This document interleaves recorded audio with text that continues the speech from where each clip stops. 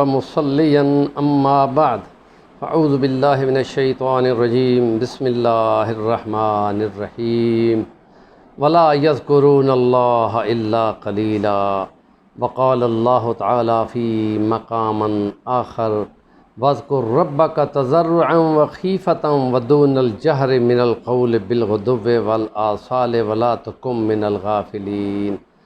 وقال الله تعالى في مقام آخر وإذا لقيتم فئة فاثبتوا واذكروا الله كثيرا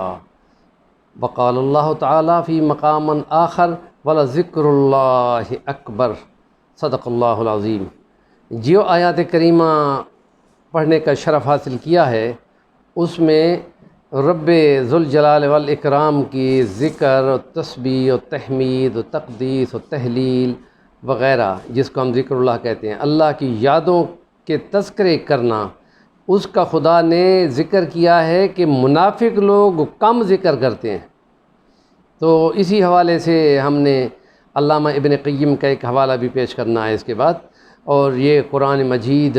جتنا ذکر کا تذکرہ کرتا ہے کہ جنت کے دروازوں میں سے جو 8 دروازے ہیں، جہنم کے 7 دروازے ہیں، جنت کے 8 دروازے ہیں، تو ایک دروازہ جیسے روزے داروں کے لیے ایک الگ ہے، ذاکرین کے لیے بھی ایک الگ ہے۔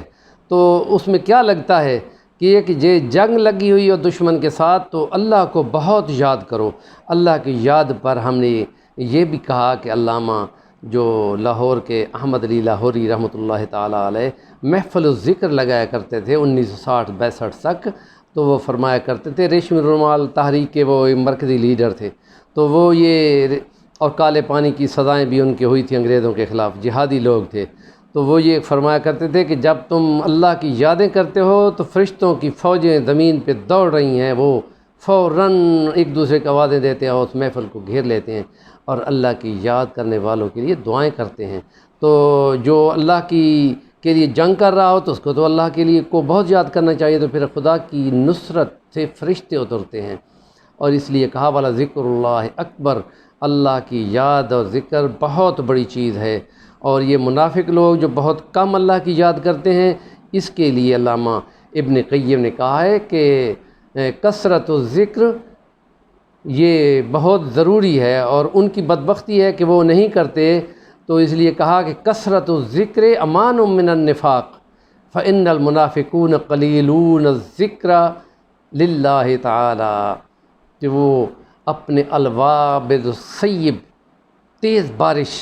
کتاب ہے اس کا نام، جو ترجمہ میں نے کر دیا، الوابل الصیب، اس کا صفحہ 161 ہے، اس میں انہوں نے یہ لکھا ہے کہ جو منافق ہیں وہ کم ذکر کرتے ہیں، تو ایمان والے تو ذکر بہت زیادہ کرتے ہیں۔ اس لیے ہم گزارش کرتے ہیں کہ نماز پڑھ کے بھاگا مت کرو خدا کے لیے، 2 منٹ 4 منٹ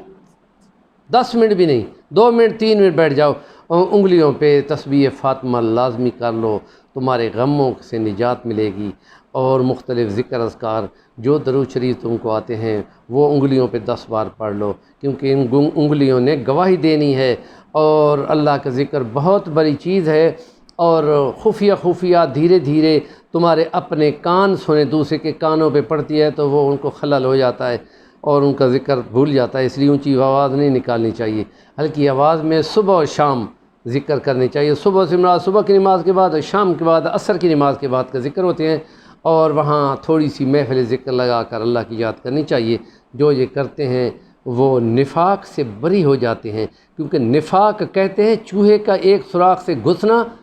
اور واپس، سوراخ تو ایک ہی ہوتا ہے، اس میں واپس آنا چاہیے، وہ وہاں سے نہیں آتا، کسی اور بل سے نکل جاتا ہے، یہی اس کے دوغلا پن ہوتا ہے، اور ایمان والا تو سیدھا ہوتا ہے۔ اور اس کی مثال علامہ اقبال نے دی ہے کہ منافق جو ہے نا وہ لومڑ کی طرح ہوتا ہے، لومڑ جو ہے نا چکر بازیاں کرتا ہے اور اپنی دم ہلا کر اور جناب خوشامد کرتا ہے، کبھی ادھر اچھلتا ہے کبھی ادھر اچھلتا ہے، اور شیر جو ہے نا اس نے مرنا ہوتا ہے یا لڑنا ہوتا ہے تو سیدھا اوپر آتا ہے۔